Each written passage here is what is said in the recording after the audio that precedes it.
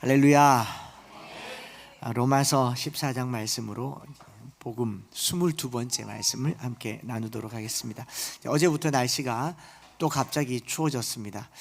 곰곰이 생각하니까 여기서 한참 추울 때 이 추위를 몰고 캐나다에 가서, 캐나다도 그때가 제일 추웠다 그러더라고요. 폭설도 내리고 뭐 영하 20도, 그리고 다시 오니까 여기 또 추워졌어요. 추위를 몰고 다니는가 싶습니다. 그럼에도 불구하고 토론토에 잘 다녀왔는데요, 토론토에 있는 성도들은 추위와 관계없이 얼마나 뜨겁게 믿음 생활하는지 그 불을 가지고 오고 싶었습니다.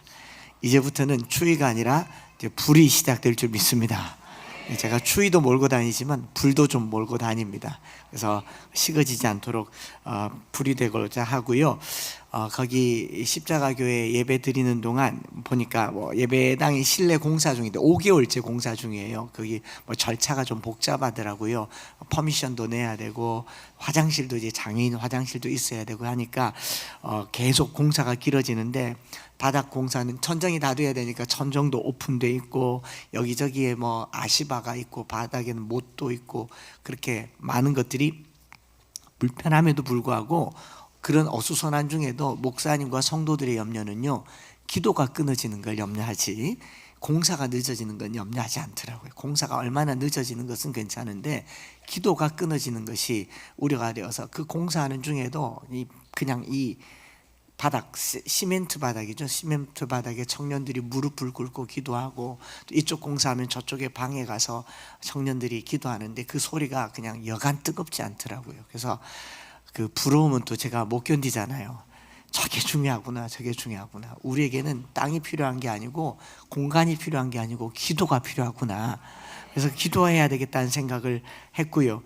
그렇게 막 간절하게 기도하다가 갑자기 청년들이 없어졌는데 어디 갔느냐 했더니 저기 길거리에 나가서 노방전도를 하더라고요. 거기 영하 20도잖아요. 제가 따라 나가겠다고 하니까 다 저를 걱정하는 거예요. 그래서 저는 또 괜찮죠. 만반의 준비를 해서 갔거든요. 핫팩을 하나, 둘, 셋, 네 개 붙이고 갔는데 그런데도 춥더라고요. 그런데 그 청년들이 그 맨손으로 기타를 치고 카혼을 두들기면서, 자매가 기타를 치고 그 노방에서 찬양을 하고 복음을 전하는데, 이 청년들이 자기 복음을 전해요. 내가 예수님을 만났다, 여러분 예수님 믿으셔야 돼. 영어로. 거기 제가 이렇게 들어보니까 자기 간증을 해요. 내가 폰에 빠져 있었다, 내가 포르노그래피에 빠져 있었다, 그래서 내가 예수님을 만났다, 우리 회개하고 예수님 앞으로 나아가자, 천국 가자, 이렇게 복음 전하고 지나가는 사람에게 하이파이브도 하고 또 이렇게 주먹으로도 인사도 하고, 또 어떤 사람은 서서 전도지 주면서 어깨에 손을 얹고 기도하는데, 제가 여러분 그 이민사회에서 유학생들이나 1.5세가 사는 게 여기보다 결코 녹록하지가 않습니다. 그런데도 불구하고 젊은이들이 헌신하는 걸 보면서요, 여기 청년들 다 죽었어요.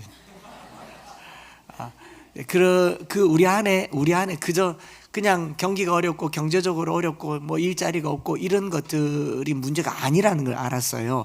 예수가 없는 게 문제죠. 예수님을 깊이 만나지 못한 게 문제지 먹고 사는 게 문제가 아니더라라는 것을 그들 보면서 느끼게 된 겁니다. 이 은혜로운 광경을 봤으니까 제 마음이 어떻겠습니까? 뜨거워지고 또 배우고 싶고 우리도 하고 싶어진다라는 생각을 하게 되는 것이죠. 그리고 예배 전에도 와서 막 뜨겁게 기도하는데 이제 교회가 새로워지는 것을 우리가 보게 되었습니다. 이거 보여주려고 하나님께서 저를 거기 보냈던 것이 아닌가 생각을 하고요. 그리고 이 토요일 전도하는 전도팀이 자기 교회 전도만 하는 게 아니고 다른 지역에 가서, 그 다른 로컬에 가서 개척교회 앞에서 그 교회 전도지를 가지고 그 교회를 위해서 전도하는데, 그게 다 젊은이들이라는 거죠. 어른들도 있었지만 대부분 젊은이들이었다는 걸 보면서 우리가 올해는 청년들과 우리 젊은 세대에 더 에너지를 더 썼으면 좋겠다 생각을 해보았고, 저도 이제 중년이 넘어가니까 어느덧 중년이 되어서 책상에 앉아서 교역자 회의를 하고 입으로 복음을 전하는 그런 일들을 할 수 있는 이제 위치가 되지 않습니까? 그런데 그런 저에게 너 아직 멀었다, 길거리로 나가라. 그래서 제가 와서 계속 뭐 했느냐, 또 푸드트럭을 알아보고 있지 않습니까? 이걸 가지고 뭐라도 해야 되겠다. 여기 토스트기도 있고 붕어빵 기계도 있는데 매번 끌고 나가느니 이걸 트럭에다 얹으면 딱 좋겠다. 그런 생각이 들잖아요. 교회는 이동성이 있어야 되잖아요. 뭐 땅 사건지 뭐건지 간에 복음은 전해야 되니까 계속 그걸 쳐다보고 있습니다. 여러분 마음에 감동이 있으시기를 바랍니다. 그래서 올해는 더 기도하고 전도하는 일에 힘을 다해야 되겠다 생각을 하고 303 비전으로 말씀을 암송했으면 말씀이 우리 안에서 그냥 쟁여만 있으면 영적 비만에 걸립니다. 이 비만에 빠지지 않으려면 움직여야 되고 그런 움직임은 영혼의 호흡, 기도를 해야 되죠. 들숨 날숨 성령을 받아들이시고 날숨 회개하시고 그리고 말씀을 받아서 영혼을 살찌우고 이 진사를 가지고 밖에 나가서 복음을 전하는 것이 우리에게 주신 주님의 부르심이 아닌가 생각을 하고요.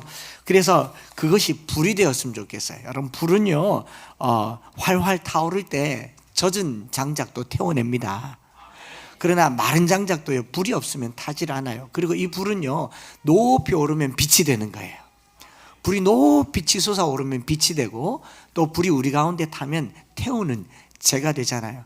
우리가 이 땅에서 성령의 불을 받지 않으면요 미안하지만 조심스럽지만 아마 죽어서 지옥의 불을 경험할지도 모릅니다. 살아있는 동안 불을 달라고 기도하세요. 신앙생활은 우리가 이 땅에서 평강을 누리는 게 아니라 성령의 불을 받아서 죄를 태우고 악을 태우고 내 영혼을 소진시킬 때에 천국 가서 영광을 누리게 될 줄 믿습니다. 세상에서 편한 거 누리려고 신앙생활 하는 게 아니라는 거죠. 오늘 우리가 누리고 받은 이 복음을 제가 캐나다에 가서 또 느낀 게 뭐냐면요 이 복음이 우리나라에 오게 된 게 미국도 포함해서 뭐 영국 각 선교사님들이 있지만 특별히 우리나라 이 북한 지역에 그 당시에는 북한 지역 140여 년 전에 추운 지역에 있는 캐나다 사람들이 북한 지역 원산, 평양, 뭐 함경도 중심으로 선교했던 그 선교의 흔적들을 보게 된 겁니다.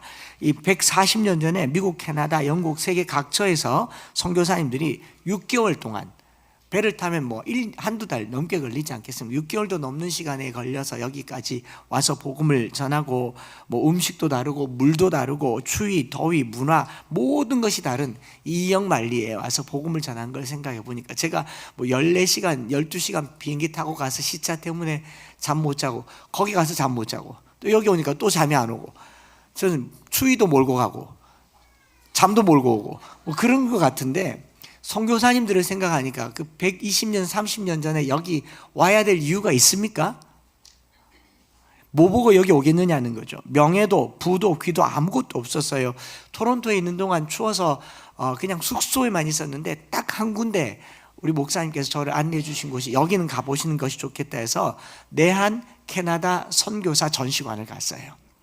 우리나라에 오셨던 선교사님들, 그 선교사님들의 흔적들을 보는데 막 가슴이 그렇게 뜨거워지지 않을 수가 없었습니다. 특별히 우리나라는 1907년 평양 대부흥운동 100만인 구령운동을 일으켰던 그 운동 이전에 하나의 부흥이 있었는데 1903년도 원산부흥이라는 게 있었습니다. 원산부흥운동의 시작이 바로 캐나다 선교사님으로부터 시작됐는데 그 1903년 원산부흥이 시작되기 2년 전에 맥컬리와 화이트라고 하는 두 여성이 기도회를 합니다. 많지도 않아요. 두 여성이 이 원산 지역의 부흥을 위해서 기도하는데 기도하면서 1903년 8월 24일 날 이 선교사 12명이 모여서 사경회를 해요. 120명도 아닙니다. 12명이 모여서 사경회를 하고 그 사경회를 할 때 이 하디라고 하는 선교사님에게 말씀을 전해달라고 해요. 하이드라고 하는 분은 의사신데 캐나다 사람이에요. 캐나다에서 의사가 140년 전에 120년 전에 한국에 와서 선교 활동을 하는 겁니다. 선교 활동을 하는데 그다지 성공적이지 못했던 것 같아요. 그 내용을 읽어보니까 우리가 말하는 하디 선교사의 부흥 그럼 대단한 사람이었던 것 같지만 아니었어요. 하디 선교사님이 백인이지 않습니까? 나름 백인 우월주의 인종차별이 있어서 여기 와서 한국 사람들 조선 사람들 보니까 더럽고 냄새나고 병 걸리만 하고 뭐 무질서하고 뭐 그런 사람들이니까 그냥 퉁명스럽게 자기는 예수님이 좋아서 왔지 조선 사람이 좋아서 온 건 아닌 거죠. 그렇게 선교를 하다가 그다지 성공적이지 못하니까 자기는 이제 캐나다로 다시 돌아가야 되겠다고 할 그 즈음에 맥컬리와 화이트라고 하는 여성의 기도로, 사실은 이제 맥컬리라고 하는 여성이 하디 선교사님을 좀 연모했었나 봐요. 결국 이 사랑은 이루어지지 않았고 열심히 기도를 했죠. 기도를 하는 중에 하디라고 하는 이 냉랭하고 차가운 사람이 이 1903년 8월 24일 날 자기가 설교할 시간이 되어서 설교를 하는데, 기도에 대한 주제로 설교를 하는데 문득 이 가난하고 병들고 몹쓸 사람에게 복음을 전하는 이 사람들이 아니라 자기야말로 참으로 병자였고 자기야말로 참으로 이 차별받아야 마땅할 몹쓸 사람이라는 것을 깨닫게 되어서 그 자리에서 회개하고 통회하고 자복을 합니다. 그 회개하는 순간 성령님께서 역사하셔서 12명의 선교사님으로부터 시작해서 불이 떨어진 거죠.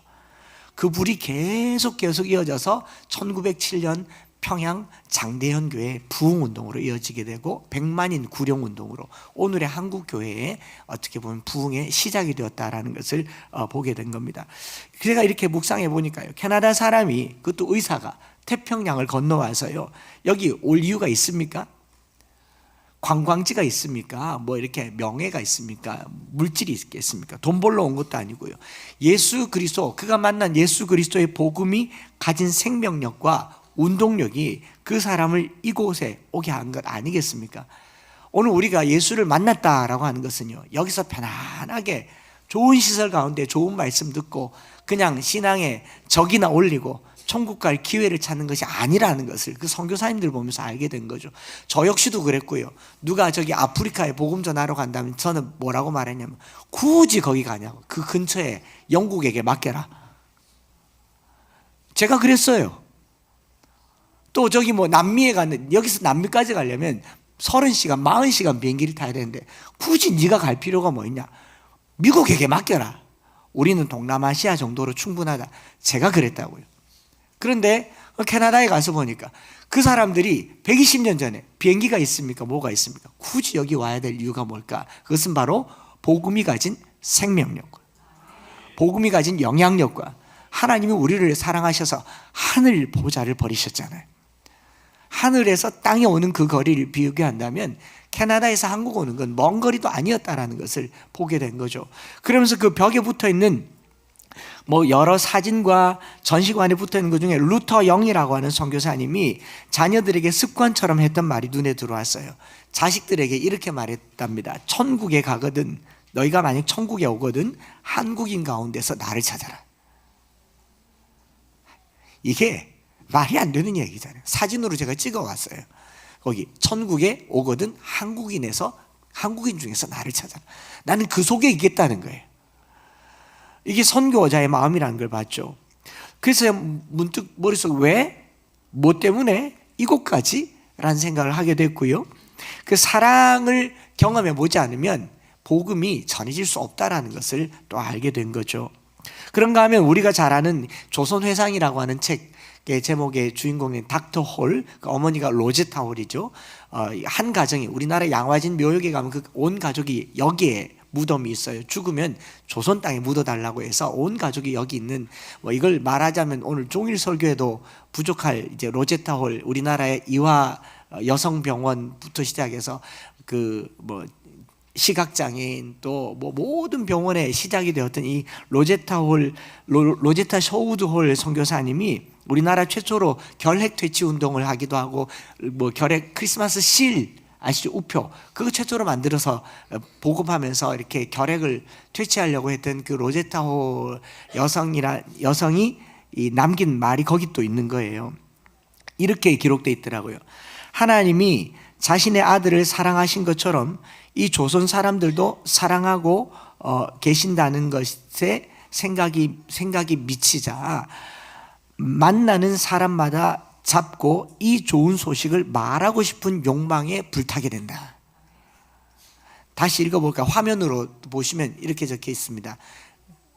여기 보면 하나님이 자신의 아들을 사랑하신 것처럼 이 조선 사람들도 사랑하고 계신다는 것에 생각이 미치자 만나는 사람마다 잡고 이 좋은 소식이 뭡니까? 복음이잖아요. 복음.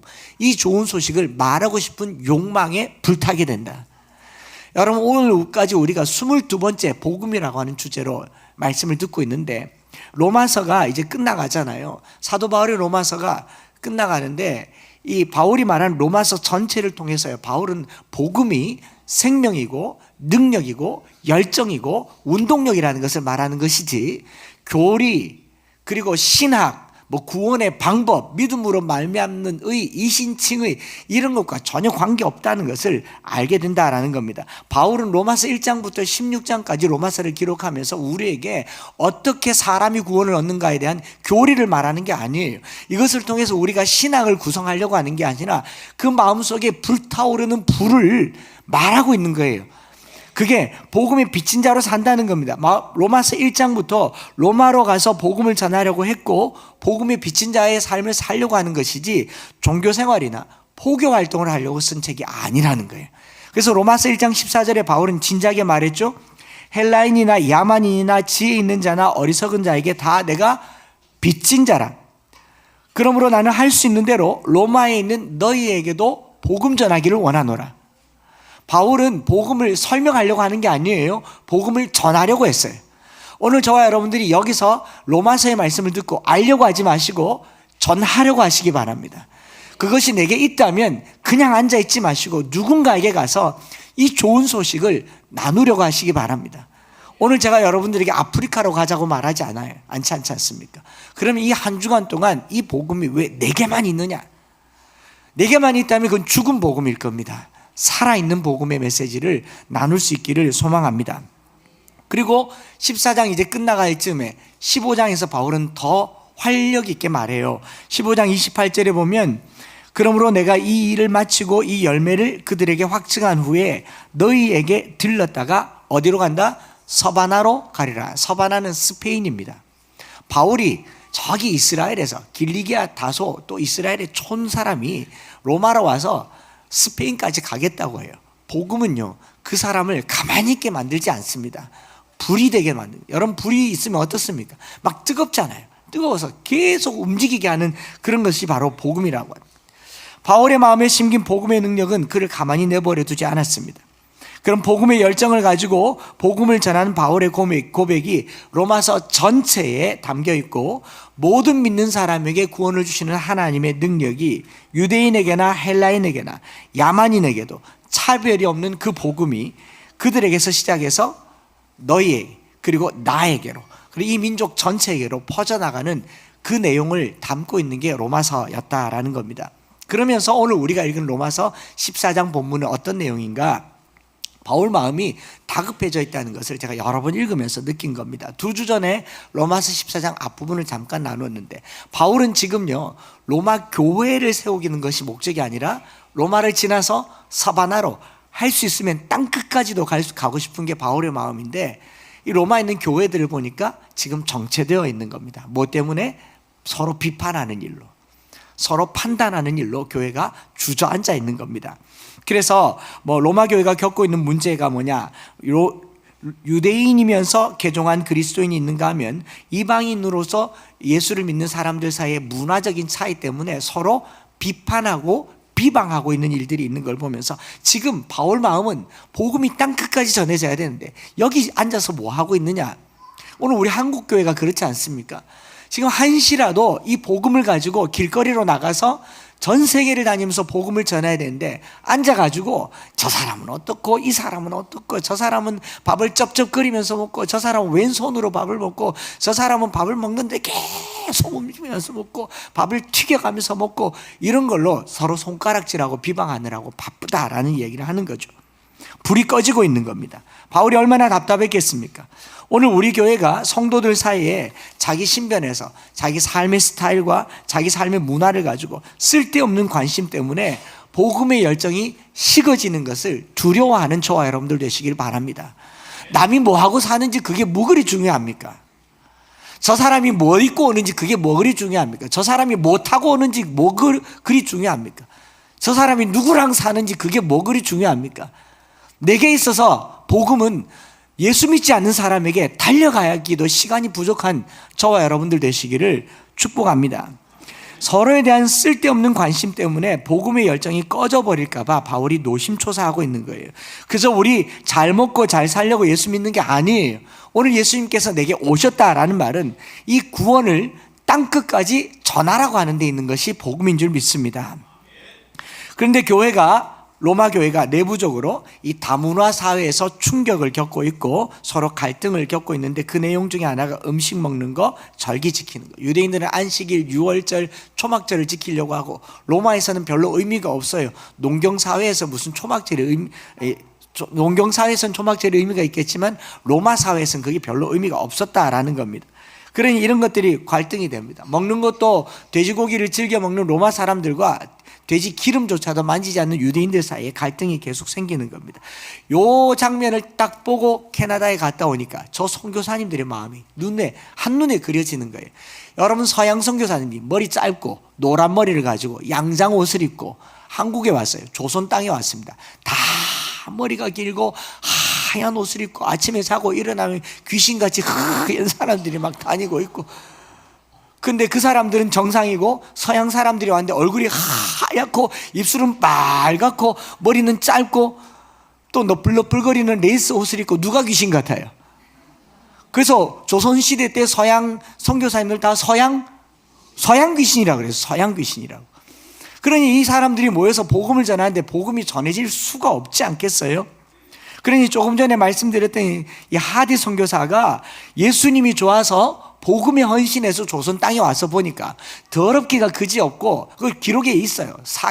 거짓말은 얼마나 잘 치고 가부장적에서 아내는 얼마나 많이 두들겨 패고 술 먹고 길거리에 토하고, 그 질병이 그냥 질병이 아니고 다 생활에서 오는, 그냥 손만 씻어도 나을 수 있는 질병 속에 사니 의사가 보기에는 의사가 고쳐주는 병은 다 기적인 거예요.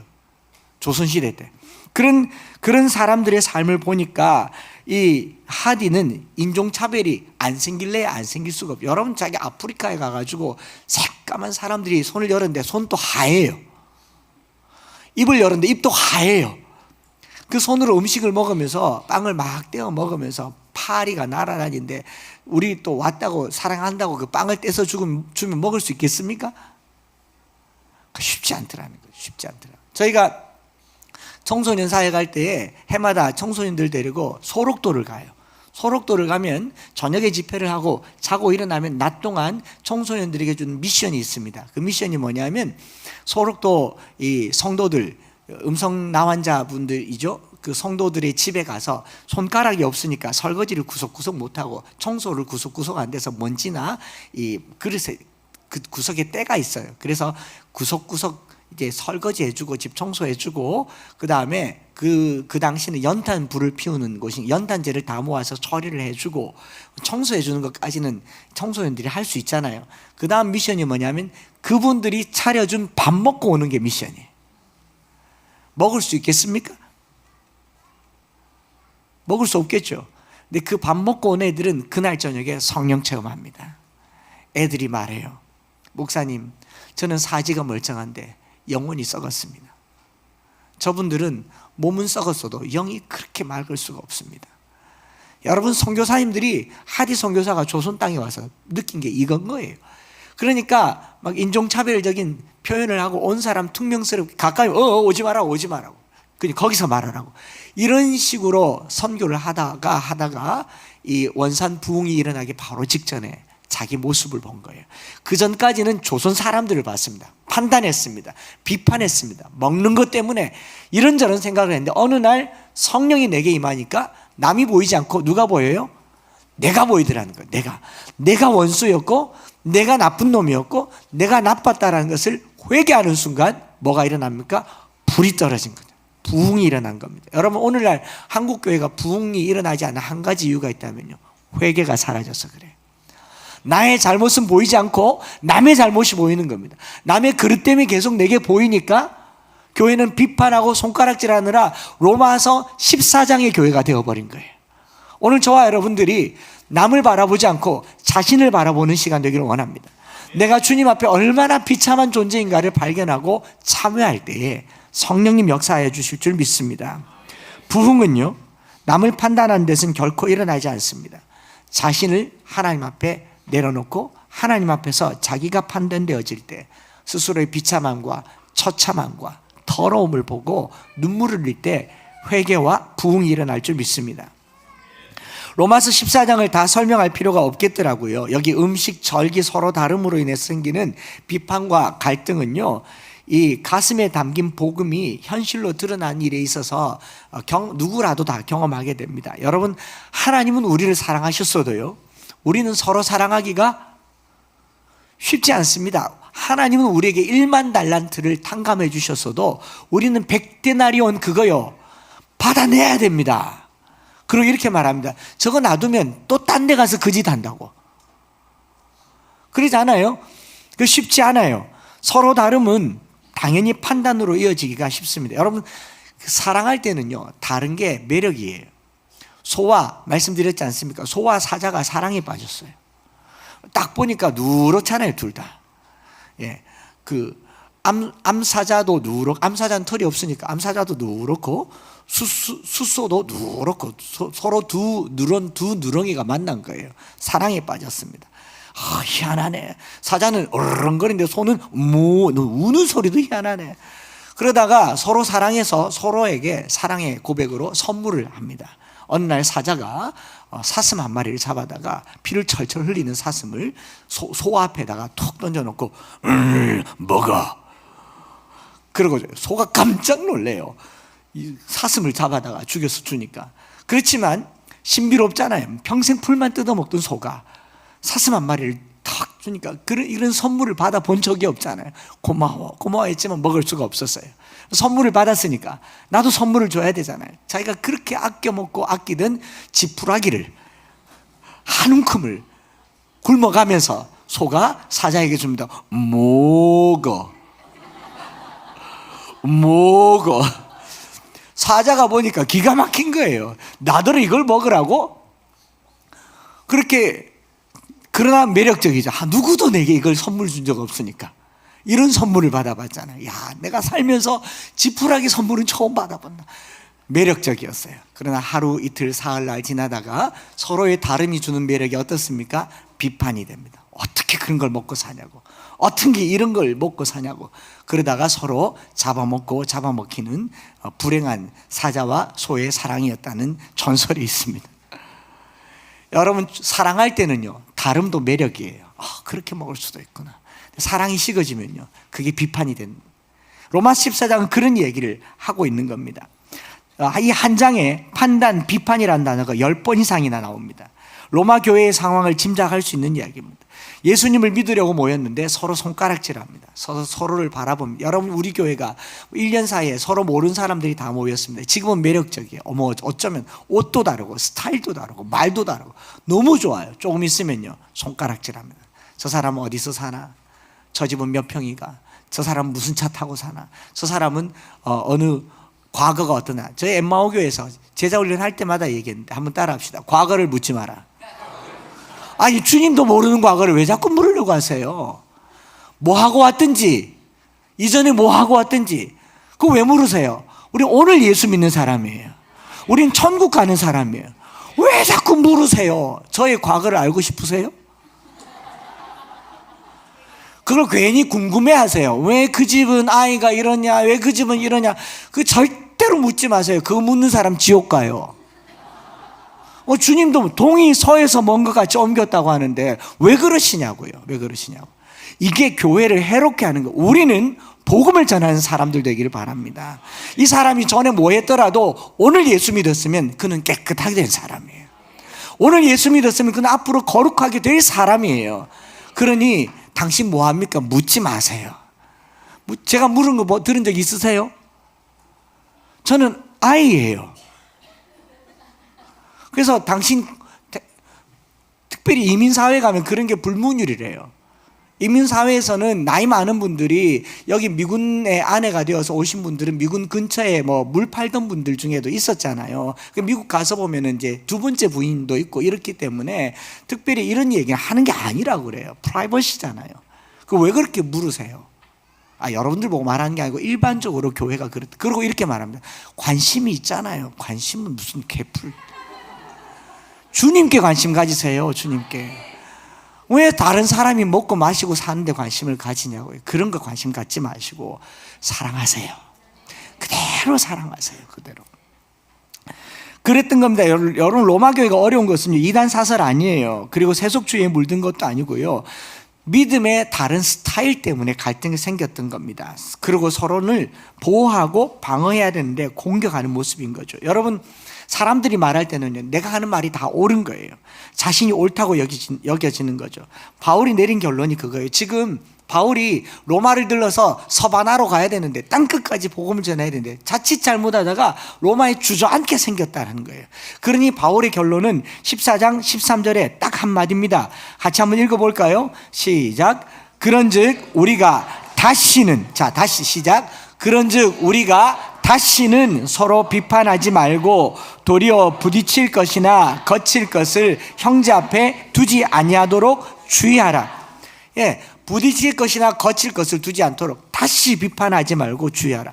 오늘 저와 여러분들이 내 눈에 들어오는 누가 되었든지 간에 그냥 젊은 사람들 쌉소리 하지 마세요.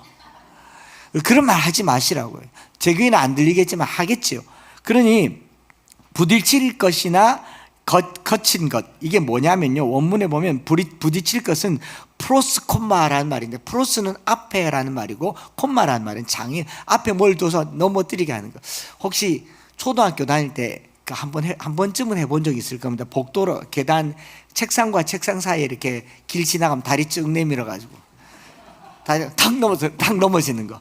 또 앞에 간 사람 뒤꿈치를 탁 쳐가지고 탁 넘어지게 하는 거. 그런 거 프로스 콤마라고 해요. 그 괜히 말 걸어가지고 자빠지게 만드는 거예요. 괜찮은데 트집 잡는 거죠. 이런 걸 부딪힐 것이라고 하고, 또는 거칠 것이란 말은 스칸달론이라고 하는데 터치예요. 영어로는 스캔들 알죠? 스캔들은 여러분 없는 말도요, 한번 꺼내면 일파만파가 되고요, 그 돌아오지 않습니다. 그 이미지가 아주 나쁘게 가는 걸 스캔들이라고 하는데, 이 타인에 대한 말을 함부로 하는 것, 그것은 인생에 덫을 놓는 것과 똑같다라는 겁니다. 덫을 놓는 것. 사전에는 썩나게 하는 것, 반감을 일으키는 것과 같은 행동입니다. 여러분, 내가 옳다고 하는 말이 누군가에게 불쾌감을 준다면요, 100배 사죄하세요. 내 말이 옳아도 100배 사죄하세요. 제가 예수님을 만나기 전에 초등학교 때 저희 반에 뚱뚱한 자매가 있었어요. 제가 걔 보고 뚱뚱하다 그랬어요. 저는 정직했어요. 제가 틀렸습니까? 제가 걔 보고 어머 너 날씬해 그랬겠어요? 저는 정직하게 말해서 너 뚱뚱해! 옳습니까? 틀렸습니까? 틀렸어요. 잘못했어요. 상대방을 불쾌하게 했잖아요. 사실이라도 상대방에게 유쾌하게 하지 않은 것은 회개하셔야 합니다. 내가 한 말이 누군가의 얼굴을 붉게 했다면 회개하셔야 돼요. 부모가 자식이 얘기한다고 자식의 수치를 드러내는 거 회개하셔야 된다고요. 남편이 아내가 남편에게 그냥 우스갯 식탁에서 제 아내가 제 이야기를 잘 하는데 저는 불쾌하지 않아요. 부끄러울 뿐입니다. 어디 있지? 누군가를 유쾌하게 하지 않는 것은 그거는 회개할 일이라고요. 옳은 말 아니라는 겁니다. 타인을 불쾌하게 한다면 사과해야 돼요. 요즘 여러분 명예훼손이 얼마나 무서운 죄인지 아시죠? 사실 적시에 의한 명예훼손이라고 그래요. 내가 사실을 말했는데 그게 그 사람의 명예를 훼손시키면 회개해야 돼. 특별히 부모님들요, 자식이 원하지 않는 이야기를 남에게 함부로 하지 마세요. 사실이라도 하지 마세요. 그거 안 좋은 이야기라. 주님이 원하지 않는다는 거예요. 부부 사이, 부모 자녀 사이에도요, 서로의 명예를 실추시키는 험담, 남에게 쉽게 하는 말, 이걸 전문용어로 this라고 얘기하잖아요. This is not. 그거 아니에요. Not good. 주의하셔야 돼요. 그래서 주의하라라고 얘기하죠. 그래서 오늘 우리가 읽은 본문 13절부터 23절까지는요, 간단하게 요약하면 서로 남을 판단해서는 안 되지만 자신은 진지하고 심각하게 판단받아야 된다라는 말입니다. 자, 다시 정리합니다. 본문 말씀의 요지는 이거예요. 남을 얘기하지 말고 자신을 판단해라. 이걸 소크라테스가 인용해서 쓴 전문 용어가 뭡니까? 너 자신을 알라. 경상도에서는 뭐라 그럽니까? 우와, 어떻게 네 꼬라지를 알라 이 말이잖아요. 그 너만 할 여기가가 있으면 네 꼬라지를 알아라는 거예요. 남의 부부 얘기할 거 있으면 네 부부는 괜찮나 물어봐야 되죠. 남의 자식 얘기할 거 있으면 네 자식은 괜찮은지 물어봐야 되고, 남의 외모 얘기할 거 있으면 그걸 딱 쳐다보면 입이 쿡 닫아지지 않습니까? 그래서 따라합시다. 타인은 판단 중지, 자신은 심판. 심각하게 판단해 봐야 돼요. 하나님 앞에서. 이걸 자아 비판이라고 하잖아요. 이 뭐 공산당이 하는 게 아니에요. 성도는요 늘 십자가 앞에서 자아를 비판하는, 십자가 앞에 서 보면요 부끄러울 것밖에 없어요. 부끄러울 거. 그 이제 토론토에 가서 박종민 목사님이랑 교제하는데, 저보다도 한 10년 정도는 더 연배가 젊으신 분이신데도 대화를 하는데 제가 부끄러울 정도로 속에 있는 이 진심 어린 이야기를 하는데요 그렇게 눈물이 나요. 뭐 이렇게 말씀드려도 될지 모르겠는데, 이제 노방전도를 하다가 노숙자분을 만났어요. 이름을 물어보니까 임마누엘이라고 그래요. 그래서 또 제대로 전하는지 모르겠는데, 제가 어제 정확하게 못 전달해가지고 아내에게 디스 당했거든요. 근데 마음에 이 노숙자분을 집에 데리고 오고 싶었어요. 임마누엘이니까. 그래서 이제 또 아내랑 같이 보면서 그 집에 와서 물었어요, 아내에게. 왜냐하면 결혼 전에 서로 대화한 내용이 있어요. 여보, 우리가 나이가 들어서 집에 노숙자분이라도 데리고 오려면 당신은 괜찮겠는가? 서로 뭐 이런 합의를 하고 결혼을 했다고 그러더라고요. 참 그것도 귀한데, 그런 고백도 귀한데, 근데 목사님이 그 노숙자분을 지나가면서 그 말을 못 꺼낸 게 미안했어요. 집에 와서 서로 동의를 하고 그 다음에 또 갔어요. 그분에게 우리 집에 가십시다. 말 꺼내는 게 참 귀하잖아요. 우리 집에 가십시다. 그리고 우리 집에 가면 따뜻합니다. 춥지도 않고 밥을 굶을 일도 없고 편안한 곳에서 잠을 자고 먹는 것도 같이 먹고 옷도 나눠 입읍시다. 이렇게 용기를 내서 얘기를 했어요. 얘기를 했는데 그분이 싫다고, 노숙자가 집에 들어가는 거 잘 안 하잖아요. 싫다 그러고 그냥 갔는데 얼마나 귀해요. 근데 그 목사님 자기 속에 있는 고백을 하더라고요. 목사님, 그런데요, 제가 그분이 싫다고 하는데 제 속에서 다행이다 소리가 나오더라. 그 주님이 하라 하시니까 하긴 했는데 마음에 안 한다고 하니까 다행이다 하면서 눈물을 글썽거리는 거예요. 그 집으로 안 데려갔는데 아내도 그 마음이 있었다는 거예요. 이걸 가지고 회개를 하는 거예요. 여러분, 노숙자의 상태를 보는 게 아닙니다. 지금 누구를 보고 있어요? 나를 보고 있는 거예요. 복음은요, 여러 상황 속에서 자기를 비춰보는 겁니다. 오늘 한국교회가 힘을 잃은 것은요, 수도 없이 많이 남을 쳐다보고 있잖아요. 정치인을 쳐다보고 정당을 쳐다보고 이 교회를 쳐다보고 뭐 은퇴하신 목사님, 원로 목사님이 뭐 퇴직금을 그런 거 쳐다보지만, 여러분들은 그러면 뭐 퇴직할 때 돈 덜 받고 나올 자신 있습니까? 나를 보라는 거예요. 나를 보라. 그게 참 제게 부끄러움이 되었던 그런 생각을 하게 되었던 거죠. 그래서 여러분, 정리를 해보면요, 로마서 14장 1절부터 12절은 타인에 대한 판단을 그만두고 하나님을 위해서 살아라 라고 얘기를 하고 있는가 하면, 13절부터 23절은요 타인에게 향했던 시선을 자기에게 돌려서 자신의 믿음을 헤아리고 점검해 보아야 된다. 그래서 특별히 22절에 보면 이런 표현이 있죠. 내게 있는 믿음을 하나님 앞에서 스스로 가지고 있으라. 자기가 옳다 하는 바로 자기를 정죄하지 아니하는 자는 복이 있도다라고 얘기를 해요. 우리가 이 말을 그냥 오해했는 게, 자기가 옳다 하는 바로 자기를 정죄하지 않는 자는 복이 있도다라는 말은 내가 옳으면 됐지, 나는 내가 떳떳하면 괜찮아, 제사 음식 먹는 거, 술 마시는 거, 뭐 내가 하는 거, 나는 나야, 내 식으로 살면 돼, 이렇게 오해할 수가 있는데, 그건 성경을 잘못 해석하는 거였더라라는 거죠. 조금 더 살펴보니까 자기가 옳다 하는 바라는 말을 이 사전에 찾아보니까 헬라어로 도키마조라고 말하더라고요. 도키마조.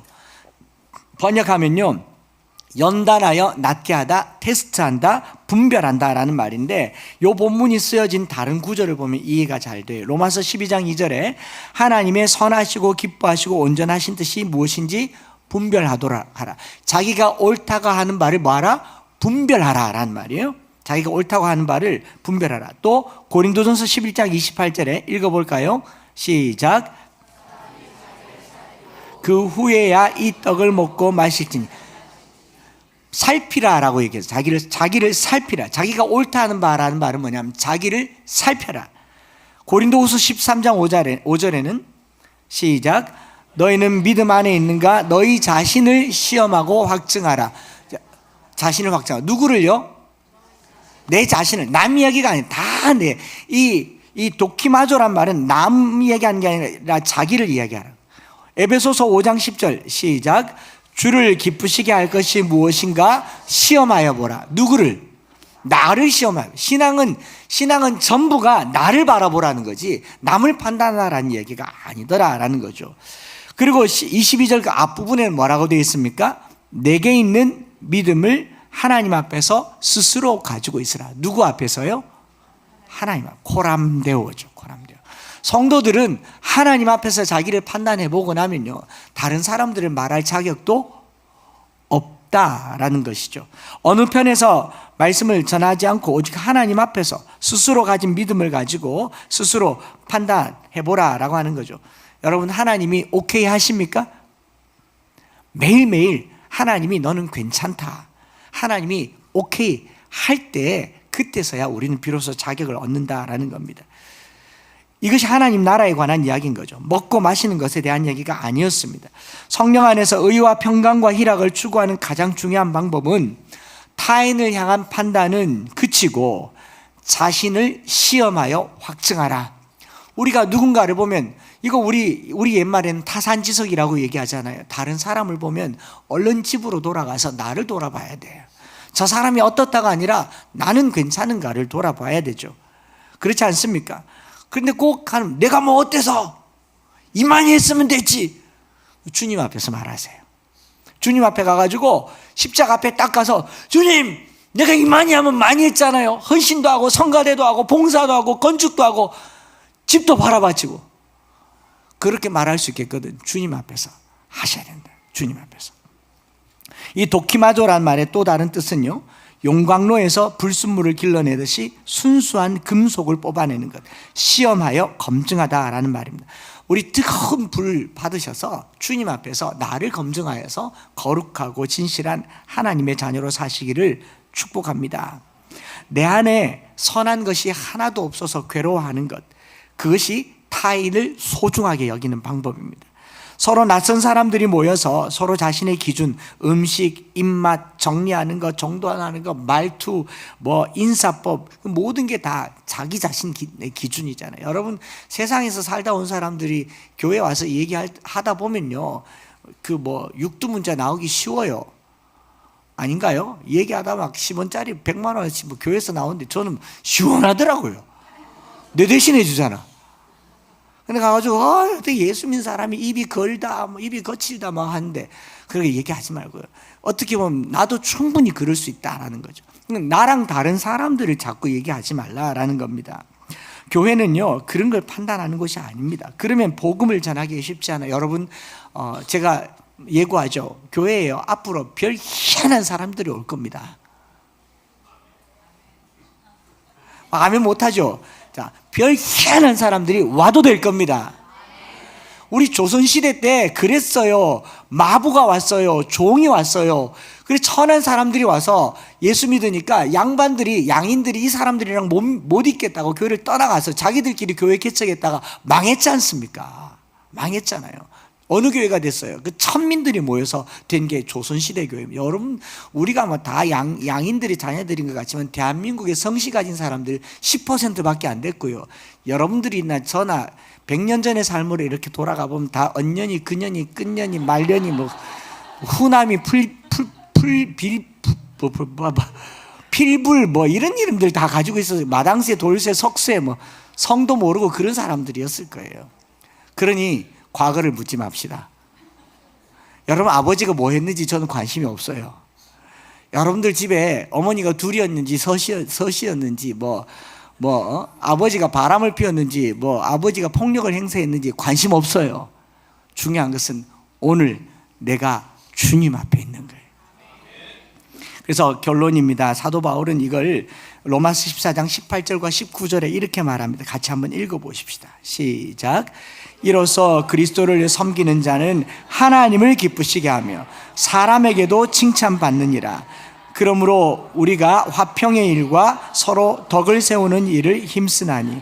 하나님을 기쁘시게 하며 사람에게도 칭찬받는다. 이 두 구절을 유진 피터슨 목사님이 메시지 바이블에 이렇게 번역합니다. 같이 한번 더 읽어보십시다. 주보 안쪽에도 있어요. 시작. 여러분이 할 일은, 다시요, 여러분들이 할 일은 일편단심으로 그리스도를 섬기는 것입니다. 다만 그 일을 하십시오. 그러면 여러분은 일석이조의 효과를 얻을 것입니다. 여러분은 여러분 위에 계신 하나님을 기쁘시게 해드리면서 여러분 주변 사람들에게도 여러분의 값어치를 증명해 보일 수 있게 됩니다. 그러므로 우리는 서로에게 사이좋게 지내는 일에 힘을 다하고 뜻을 모아야 합니다. 격려의 말로 서로 도와주십시오. 흠을 잡아 풀이 죽게 만들지 마십시오. 오늘 하루 서로 저 사람 만나면 기분이 참 좋아지는 그 사람이 바로 여러분들 되시길 바랍니다.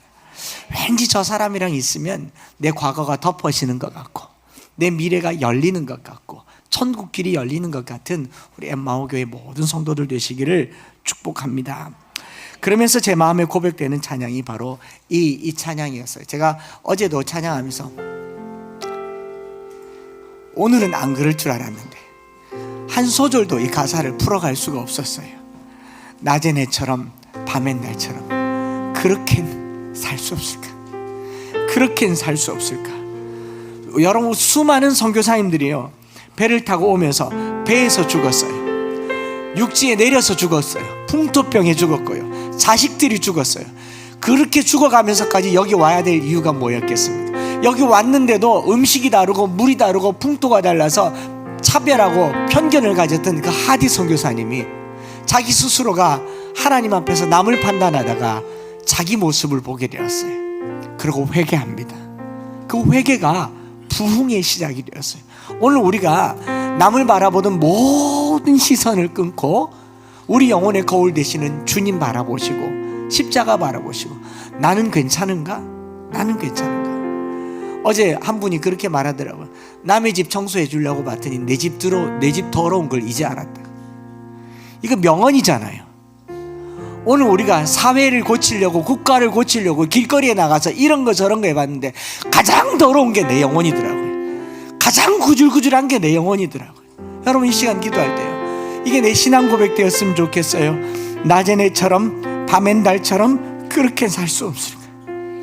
욕심도 없이 어두운 세상 비추어 온전히 남을 위해 살듯이 나의 일생에 꿈이 있다면 이 땅의 빛과 소금 되어서 가난한 영혼, 지친 영혼을 주님께로 인도하고 싶은데 나의 욕심이, 나의 못난 자아가 언제나 커다란 짐 되어 나를 짓눌러 마음을 공고케 하니 주 예수여 나를 도와주소서.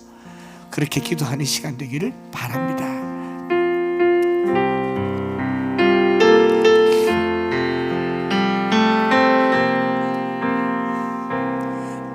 낮의 내처럼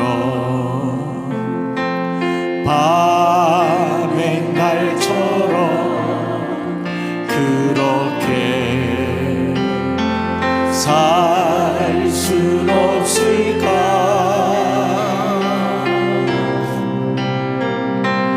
욕심도 없이 어두운 세상 비추어 온전히 남을 위해 살듯이 나의 일생에 꿈이 있다면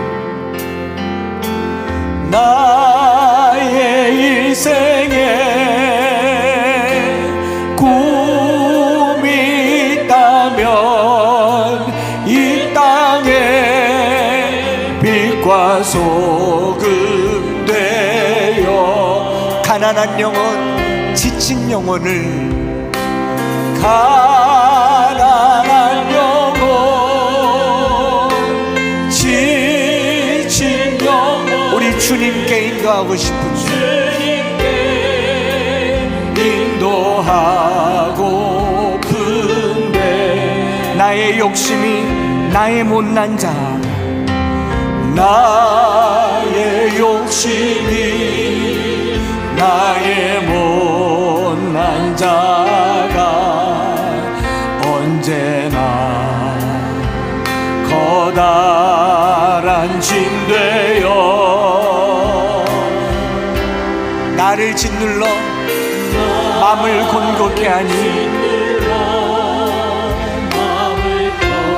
예수여 나를 도와주소서 예수여 나를 도와주소서.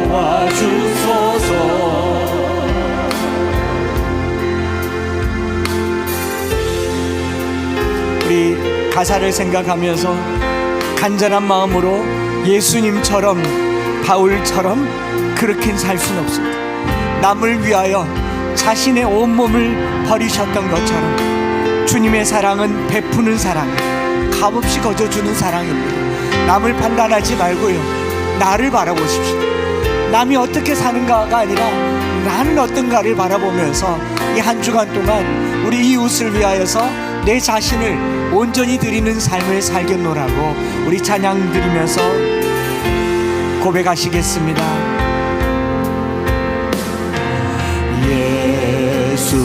예수님처럼 바울처럼 그렇게 살 순 없을까?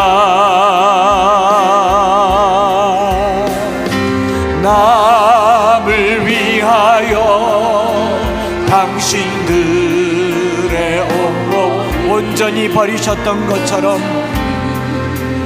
버리셨던 것처럼 주의 사랑은 베푸는 사랑, 주의 사랑은 베푸는 사랑, 값없이 거저주는 사랑, 거저주는 사랑. 그러나 나는 주는 것보다 그러나 나는 주는 것보다 받는 것 더욱 좋아. 나의 입술은 주님 닮은 듯하나 나의 입술은 주님 닮은 듯한 내 맘은 아직도 주하여 아직도 주하여 받을 사랑만 계수하고 있으니 받을 사랑만 계수하고 있으니 예수여 나를 도와주소서.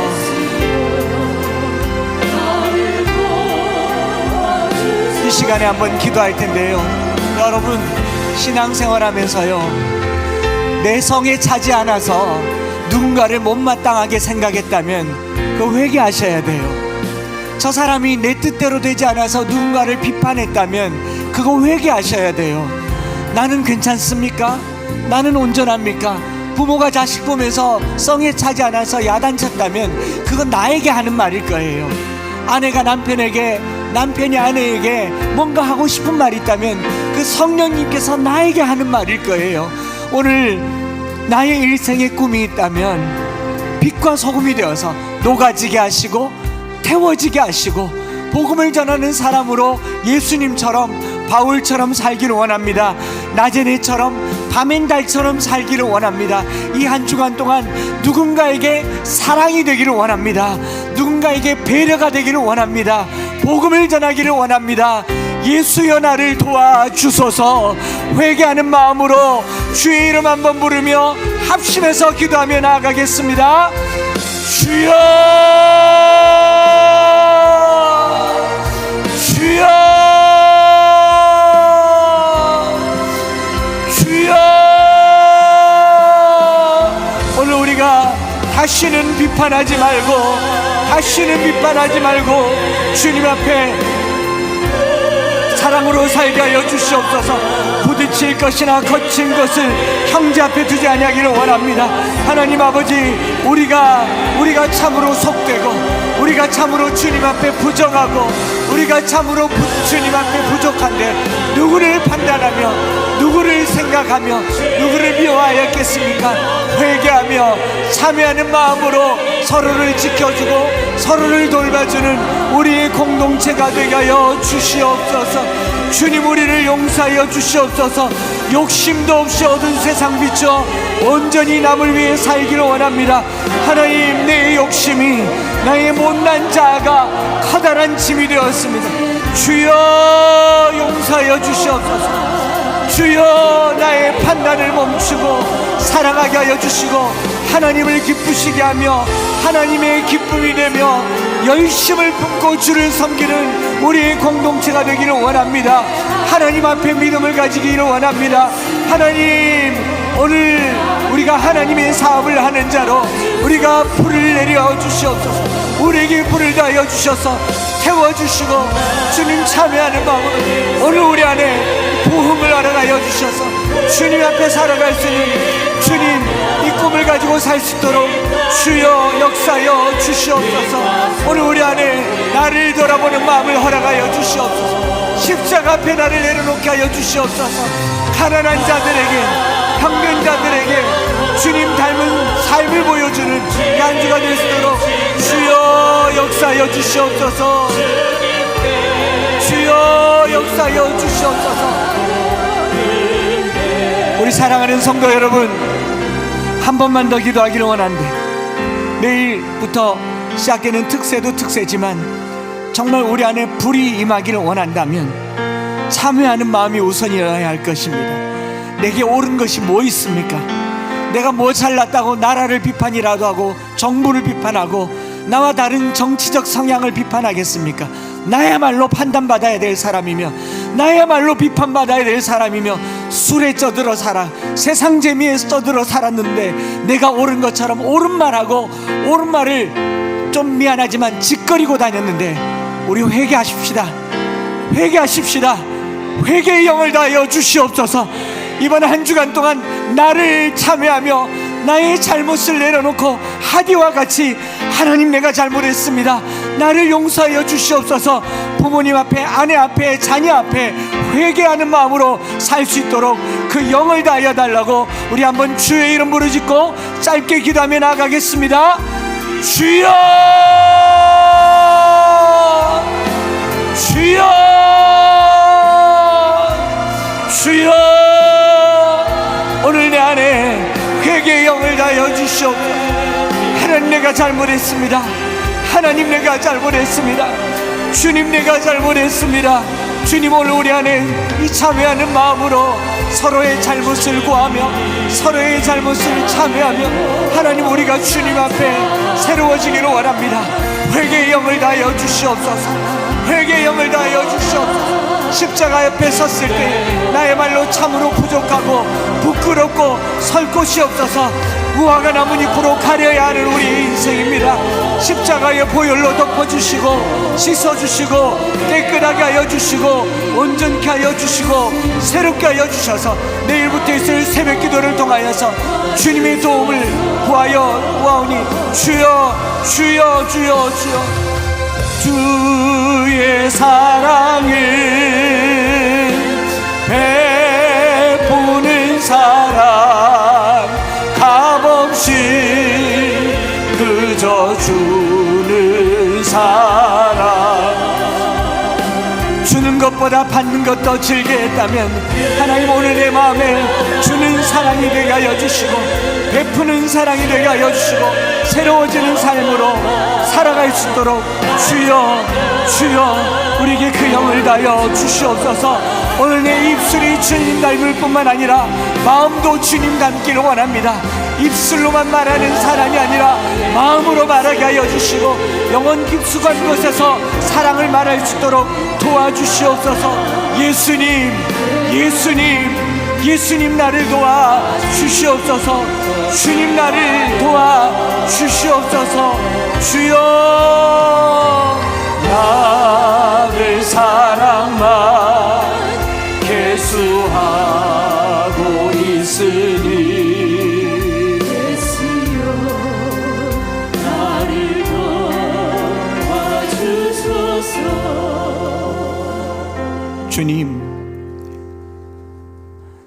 하는 말이 다 옳다고 생각했습니다. 내가 하는 판단이 다 옳다고 생각했습니다. 주님 앞에 서보니 나야말로 가장 더럽고, 나야말로 가장 가증하고, 나야말로 가장 부족한 죄인이었던 것을 오늘 우리가 깨닫습니다. 하나님, 남을 향한 모든 시선과 말들을 접어놓고 다시는 판단하지 않기를 원합니다. 누구 앞에 부딪힐 것이나 거칠 것을 두지 않는 우리의 입술이 되게 하여 주시옵소서. 다른 사람이 뭘 하고 살든 어떻게 살든 우리는 주님 앞에 서게 하여 주시옵소서. 하나님, 남 쳐다보다가 내가 죽게 되었습니다. 남 비난하다가 내가 지옥 가게 되었습니다. 하나님, 내 영혼을 불쌍히 여겨 주시옵소서. 내 영혼을 정결하게 하여 주시옵소서. 내일부터 있을 특별 새벽 기도에 불을 내려 주시옵소서. 내 죄악을 태워 주시옵소서. 더러운 것을 태워 주시옵소서.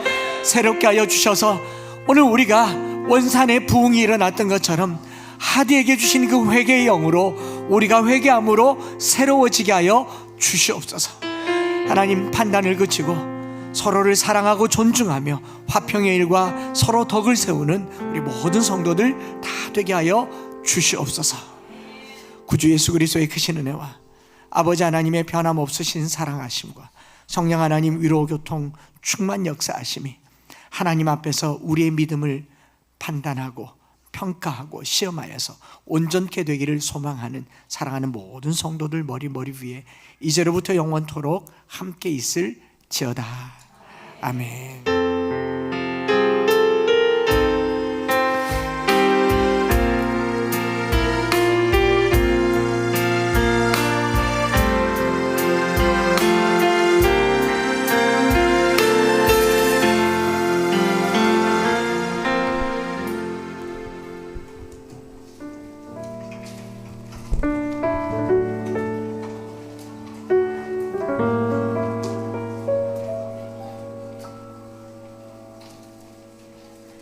낮에는 저